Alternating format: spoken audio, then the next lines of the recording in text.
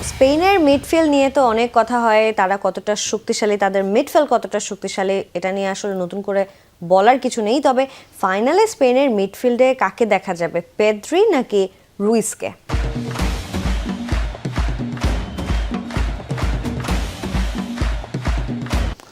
Spain তো আসলে 4-2-3-1 ফরমেশনে খেলে থাকে। এখন দুইয়ের যে জায়গাটা সেখানে আসলে আমি একটু আগে যার কথা বললাম রদ্রি, তার জায়গাটা তো ফিক্সড। এখন আমরা শুরুতে দেখেছিলাম পেদ্রি খেলেছিল, এর পরবর্তীতে গত 2 ম্যাচে আমরা ফেবিয়ান রুইসকে দেখেছি।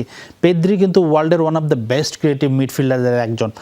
আমরা একটু দেখাতে চাই পেদ্রি এবং রুইসের কম্প্যারিজন আছে, কার প্রতি দে লা ফুয়েন্তে আস্থা রাখবেন। তিনি যেই ট্যাকটিক্সটা চাইবেন, হয়তো একটু ডিফেন্সিভ সলিডারিটি চাইলে তিনি ফেবিয়ান রুইসকে রাখবেন, আর যদি তিনি বেশি ক্রিয়েটিভ মাইন্ড প্রয়োজন হয় যে তিনি সেই জায়গায় হয়তো আমার কাছে মনে হয় যে পেদ্রি এগিয়ে থাকবে। তারপরে একটু এই দুজনের কম্পেয়ার করি তারা কেমন পারফরমেন্স করেছেন।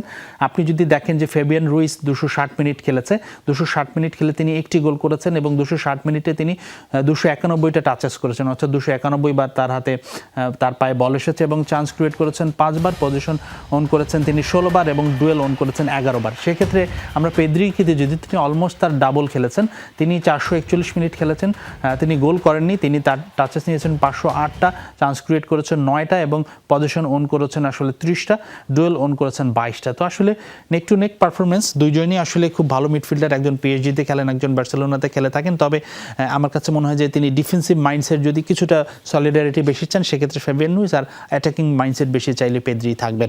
এবার আসলে আরেকটা বিষয় আমি প্রশ্নের বাইরে আলোচনা করতে চাই যে সুপার সাব, এবার দুই দলে কিন্তু দুটা সুপার সাব আছে। আমার পেছনে যে আছে মরেনো, তাকে নিশ্চয়ই সবাই জানেন। স্পেনের যখন বড্ড গোলের প্রয়োজন হয় শেষ মুহূর্তে, তখন মরেনো কিন্তু 2 মিনিটেই 5 মিনিটে নেমেই গোল করে ফেলেন। তিনি মোট এই বিশ্বকাপে 50 মিনিট প্লাস খেলেছেন, 2টি গোল করেছেন, সুপার সাব মরেনো। তো এরকম একটা অস্ত্র আবার আর্জেন্টিনার হাতেও আছে, সেটা দেখাতে চাই সেই ছবিটা।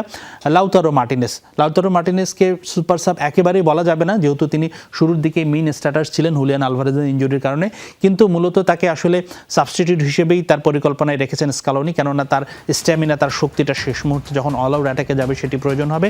সবশেষ 2 ম্যাচেই সাবস্টিটিউট নেমেই কিন্তু গোল করেছেন লাউতারো। তো এই দুজন কিন্তু খুব গুরুত্বপূর্ণ হবে স্পেন এবং আর্জেন্টিনা দুই দলের জন্যই।